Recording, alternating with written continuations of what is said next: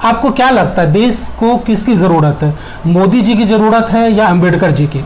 अरे मोदी जी, बार बार कह रहा हूँ कि मोदी जी व्यक्ति विशेष हो सकते हैं, अंबेडकर जी विचारधारा हमारा है। ये 100 साल आगे तक रहेंगे, 1000 साल तक आगे तक रहेंगे, मोदी जी आगे 1000 साल तक नहीं जा सकते। आप ये बताइए, ये कहाँ तक उचित है कि आप काजू किशमिश बादाम खाइए और कहिए दौड़िए, और एक तरफ जो दलित है, वंचित है, वो भूखे प्यासे है, उसको कहिए दौड़ने, कितना दूर आपके साथ दौड़ सकेगा?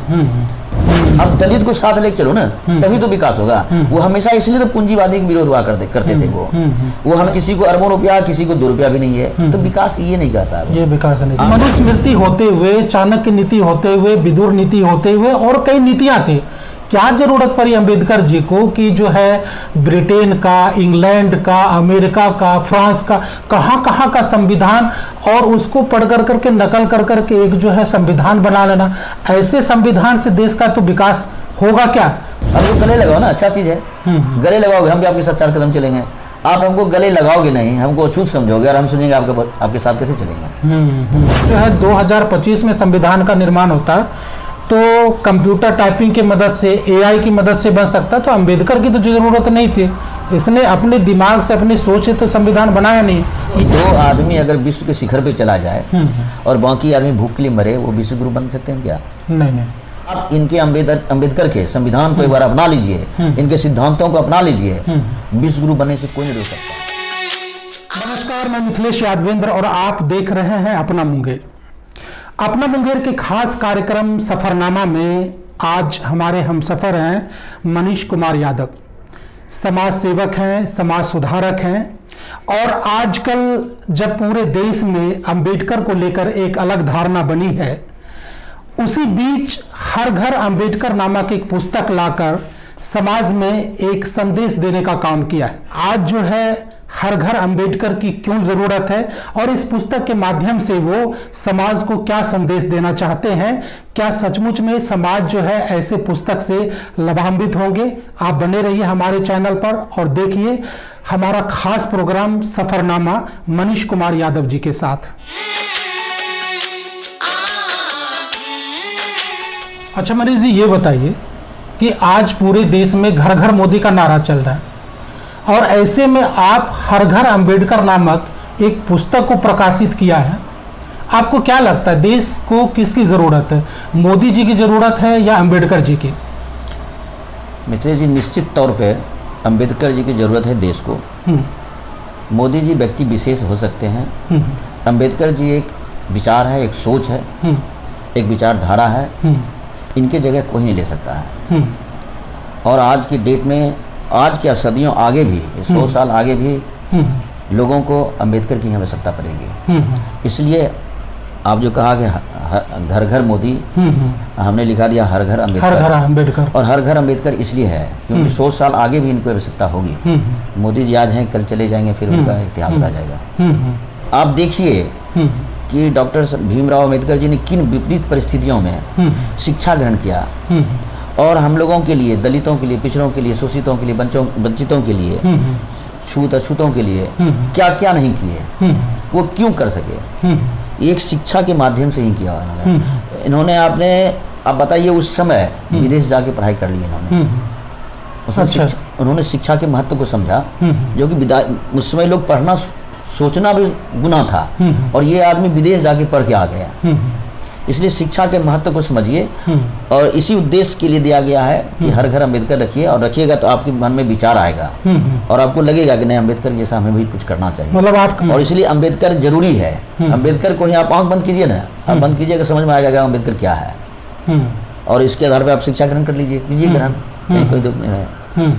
तो हर घर मोदी नहीं चलेगा, अंबेडकर ही चलेगा। अगर मोदी, देखिए आप बार बार हमको वहाँ ले जा रहे हैं, हम वहाँ जाना नहीं चाह रहे हैं। मोदी जी, बार बार कह रहा हूँ कि मोदी जी व्यक्ति विशेष हो सकते हैं, अंबेडकर जी विचारधारा हमारा है। ये 100 साल आगे तक रहेंगे, 1000 साल तक आगे तक रहेंगे, मोदी जी आगे 1000 साल तक नहीं जा सकते। 10 वर्षों से देश में ये नारा चलते रहेगा, घर घर मोदी, घर घर समय आएगा, चलेगा। वो सब तो मान लीजिए हमको बहकाने किया जा रहा है, लोग बहक रहे हैं। अच्छा मनीष जी, ये बताइए कि आज जो है पूरे देश में, देश की बात करते हैं, अंबेडकर विरोधी जो है ताकतें लगातार देश में बढ़ रही है।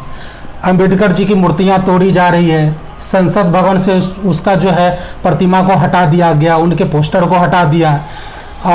देश का एक वर्ग जो है वो बोलते हैं कि जिस दिन पूरी सत्ता आएगी अंबेडकर को उखाड़ फेंक देंगे। और वैसे में आप जो है हर घर अंबेडकर पुस्तक लिख कर करके एक नया ही शगुफा आप छोड़ दिए समाज में। आप भी तो सनातन विरोधी हैं। मित्र जी, ये बात आपने सही कहा कि अंबेडकर जी की मूर्तियां तोड़ी जाती है, संसद भवन से उनका तस्वीर हटाया गया। ये दलित, पिछड़ा, शोषित, वंचित को समझना होगा। कोई भी नहीं समझ रहा है। सामंती ताकतों को ये समझ में आ रहा है कि इनके कारण जो है हमारा एक छत्र वर्चस्व कम जा रहा है, और वो चाहता है कि इनका प्रभुत्व कमे, इनका प्रभुत्व आगे नहीं बढ़े, और इसीलिए वो चाह रहे हैं कि अंबेडकर जी को मिटा दें। और मिटाने का भरसक प्रयास किया जा रहा है, और उसमें कुछ हद तक सफल भी हो रहा है, हम लोगों के चुप्पी के कारण से। दलित, शोषित, वंचित अगर नहीं जगेंगे, पिछड़ा, अति पिछड़ा नहीं जगेंगे, तो ये दिन देखने को मिल सकता है। इसमें आपका कहीं कोई दो राय नहीं है कि संविधान भीमराव अम्बेडकर जी को मिटा दे। लेकिन ये एक सोच है, अम्बेडकर एक सोच है, एक विचारधारा, इसको मिटाना इतना आसान नहीं है।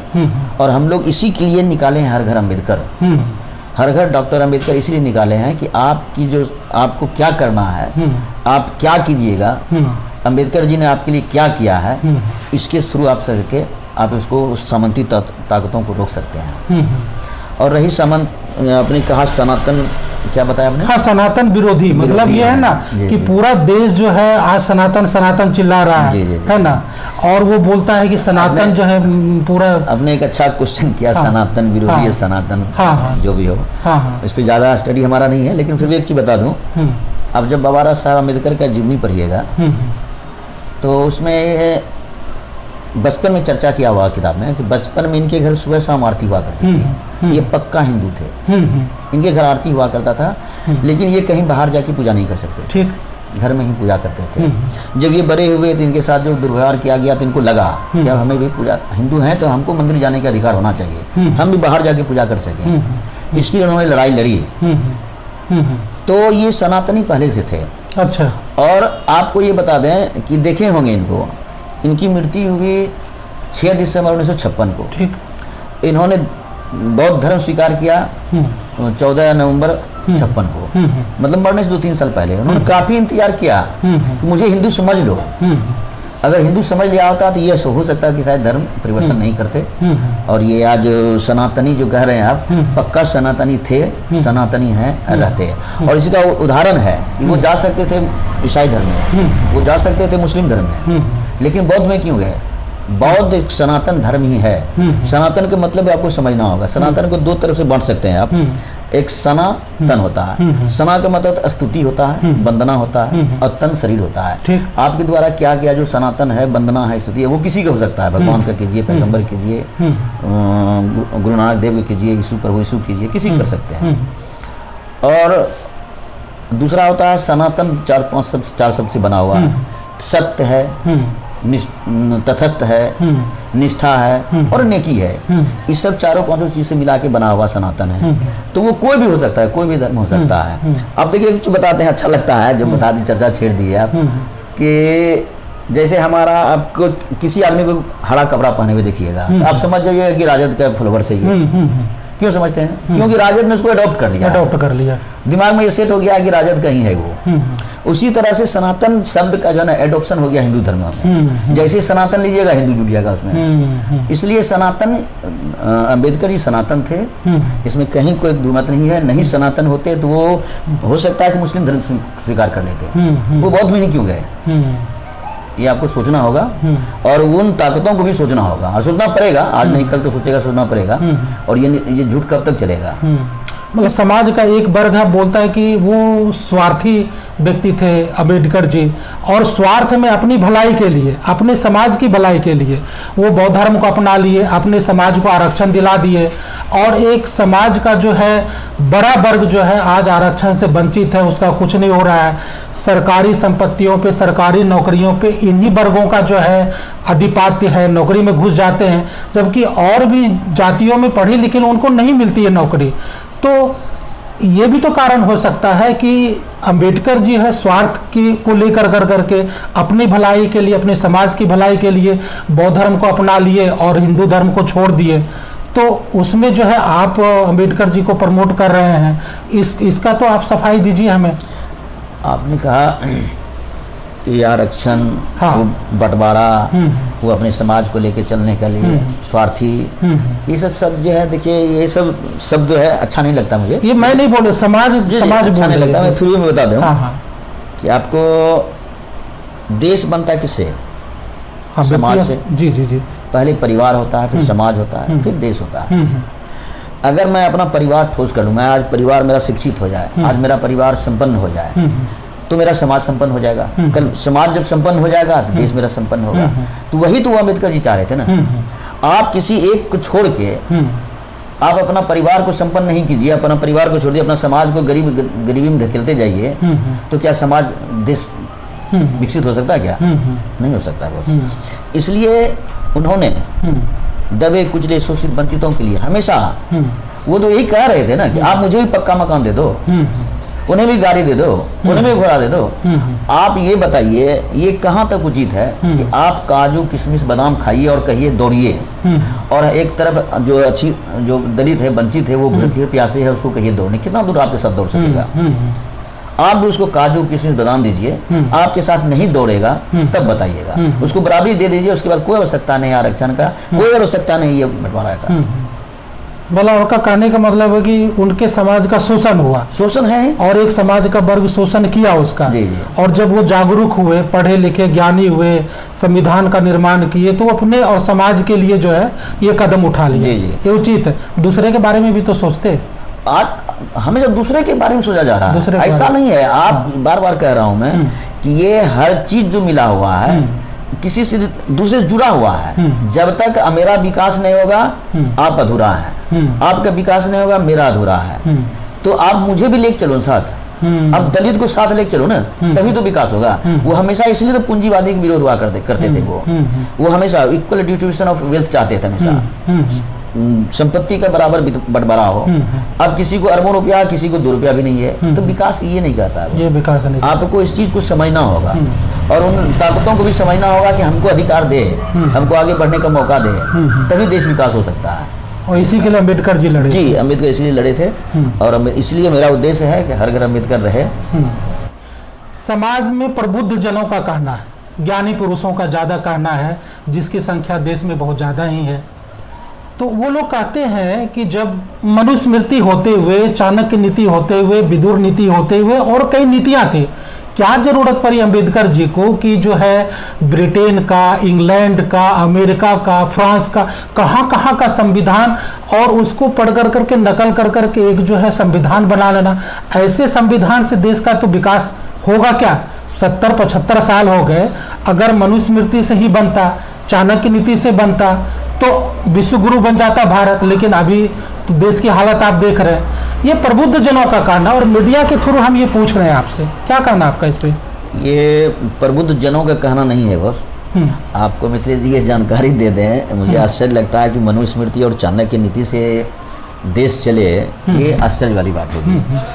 ये स्वार्थी लोग ही बता सकते हैं, बोल रहे होंगे। अच्छा। और बोलते हैं कि चाणक्य नीति था और ये अपना मनुस्मृति था, तो संविधान लाने की क्या जरूरत थी, संविधान चलना चाहिए। अगर आप पढ़े होंगे, जहाँ तक मैंने भी पढ़ा है, कि मनुस्मृति में दलितों, अछूतों, महिलाओं का शोषण को वाजिब समझा गया है। अच्छा। उसको जायज बताया गया है। क्या महिला का विकास छोड़ के देश के विकास संभव है? क्या कहा जाता है किसी भी समाज का विकास वहाँ की महिला के विकास से देखा जाता है, आकलन किया जाता है। अब बताइए, अब महिला के शोषण को आप वाजिब समझ रहे हैं कि सही है, सही ठहराया गया है, तो क्या संभव है? क्या ये सब कोरा बकवास है। मनुस्मृति से देश नहीं चलने वाला है। दूसरा जो बताया चाणक्य नीति क्या है ना, कि आप वो उसमें की राजनीतिक उठा पटक की चीज है। आप हमको पटक सकते हैं, हम आपको पटक सकते हैं, उससे देश विकास की बात कहीं नहीं है। चाणक्य नीति आपको हम कैसे गिरा सकते हैं ये बताया जा रहा है, आप हमसे कैसे आगे चले जाए ये बताया गया है। लेकिन कैसे विकास करिएगा, समाज में क्या होना चाहिए, हमें शिक्षा कैसे मिलनी चाहिए, हमें शिक्षा के क्या क्या अधिकार होना चाहिए, ये चाणक्य नीति नहीं है। इसलिए चाणक्य नीति या मनुस्मृति वाला कहा जाने पूरा बकवास चीज़ है, और जो भी कहता है हमको समझना चाहिए कि इससे देश नहीं चलने वाला है। तो अपना देशी संविधान भी तो बन सकता था, तो क्या क्या जरूरत आन पड़ी कि सारे देशों का संविधान पढ़े और फिर उसका कॉपी कर करके ले आए? बिल्कुल आपने सही कहा। अभी बताइए माँ शब्द का किसने खोज किया है? मुझे पता नहीं। अब जिसने माँ शब्द को खोज किया होगा हाँ। तो वो तो कहेगा कि माँ हम ही लाए हैं। ठीक। माँ तो फिर दूसरा कोई ला नहीं सकता है सबको, वो ले आया है। तो होता क्या है कि ये समझने की चीज़ है कि अम्बेडकर जी ने, सोच लीजिए कितने देशों का संविधान पढ़ा होगा। आप अपने देश का संविधान नहीं पढ़ पाए अभी तक।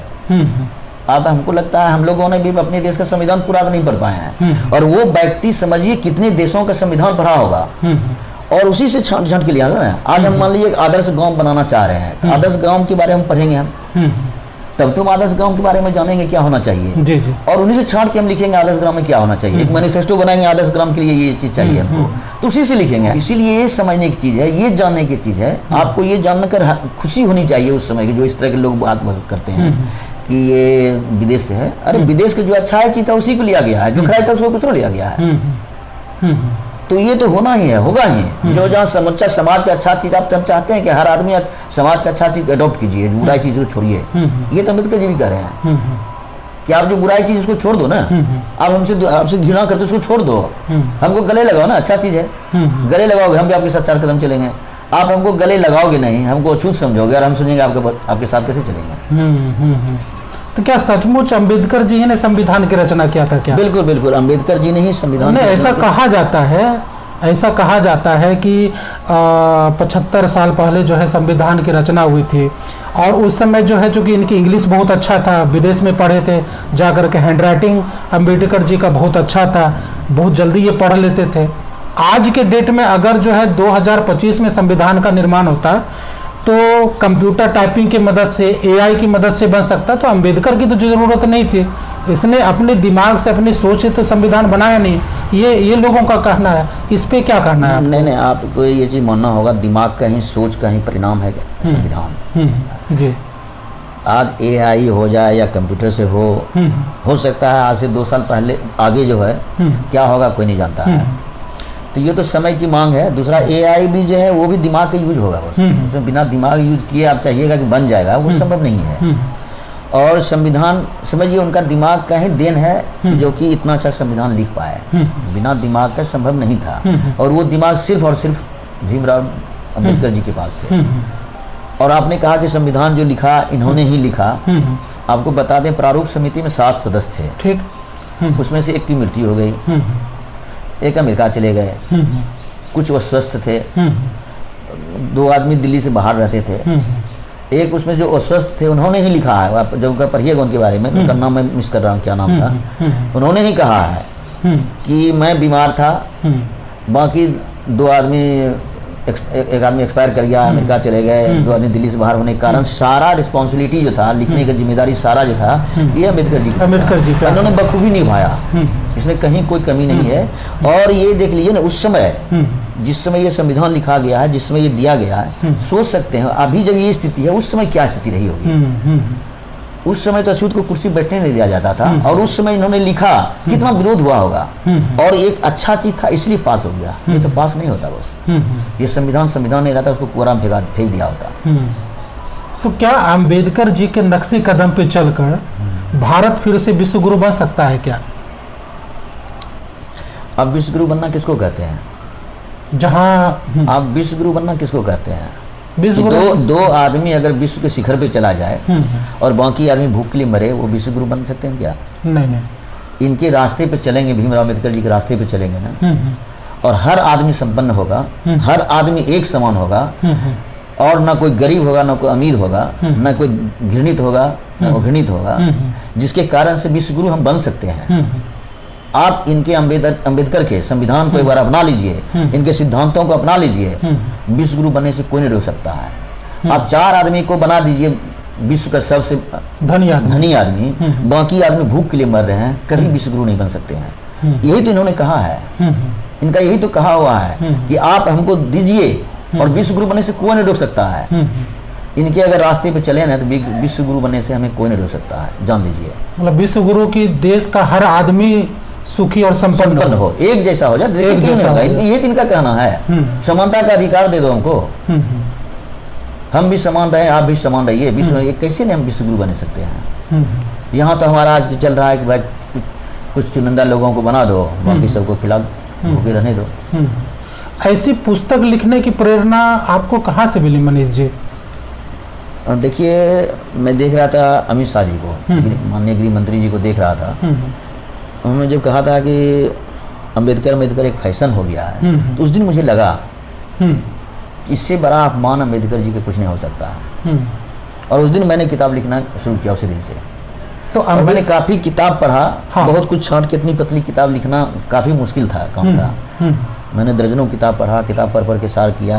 अब ये किताब जो कह रहे हैं कि जैसे कि संविधान वाली बात, वही हाल है। ऐसा नहीं कि मैं अम्बेडकर जी के साथ रहा हूँ, जो उनके बारे में जब बहुत कुछ जाना लिख दिया हूँ। मैंने बहुत सी किताबें पढ़े, उसमें से जो अच्छा लगा उसी से लिख के इधर से इधर किया। जो उन्होंने संविधान में आप जो कहते हैं अच्छी बातें हैं, आप अगर मान लीजिए संविधान अम्बेडकर जी के बारे में आप कैसे लिखिएगा, या किसी के बारे में कैसे, उसके साथ अब थे नहीं, तो किताब पढ़ के ही लिख सकते हैं।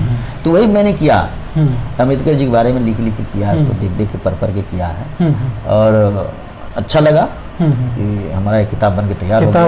बन करके तैयार ही नहीं, बल्कि आज देख रहे हैं कि सोशल मीडिया में आप छाए हुए हैं। और मुझे भी लगा कि अपने चैनल के माध्यम से आपको लोगों तक पहुंचाने का काम करें। और तो ये बता रहे थे कि वो अब उस तरह के व्यक्ति को, हाँ, और जो 9 भाषाओं के विद्वान हो, जिनको 32 डिग्रियां हो, भारत के सर्वोच्च सम्मान भारत रत्न से सम्मानित किया गया हो, जिसने विश्व में भारत को एक गणतंत्र देश दिया हो, और वैसे व्यक्ति की मूर्तियाँ तोड़ी जाने लगे, और उनकी ईमानदारी और निष्ठा पर अंगुलियाँ उठाई जाने लगे।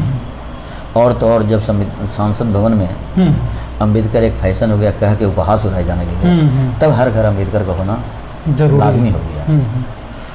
और तो उसी दिन से मैं लिखना शुरू किया, और मैं ये किताब, और अम्बेडकर जी की जयंती के दिन पे मैंने इसको अपने नेता प्रतिपक्ष तेजस्वी यादव जी के हाथों मैं देख रहा था कि आप जो है बिहार के भावी मुख्यमंत्री बोल सकते हैं, और नेता प्रतिपक्ष तेजस्वी यादव जी, उन्होंने आपके किताब का जो विमोचन किया, बहुत अच्छा लगा।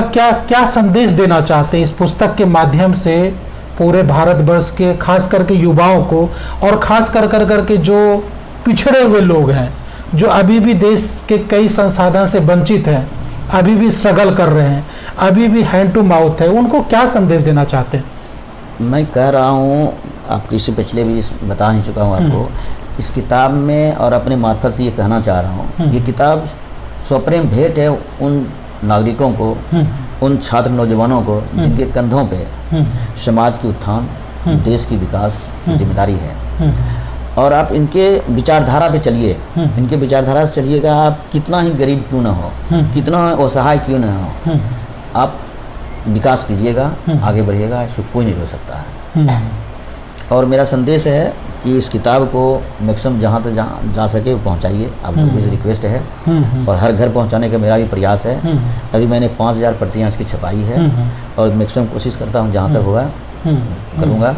और इसमें सहयोग हमारा मुकेश जी का रहा है, जो हमारे पूर्व प्रत्याशी मुंगेर विधानसभा के हैं। अर्चना रविदास जी हैं, जो जमुई लोकसभा चुनाव के राजद की पूर्व प्रत्याशी रही हैं। सबसे पहले मिथिलेश जी, हम अपने पिताजी का आभार व्यक्त करना चाहते हैं कि उन्होंने मुझे इस तरह की शिक्षा दी है, और मैं लगातार किताब से जुड़ा रहा हूँ। किताब लिखना बड़ी बात नहीं है, किताब से जुड़ना बड़ी बात है।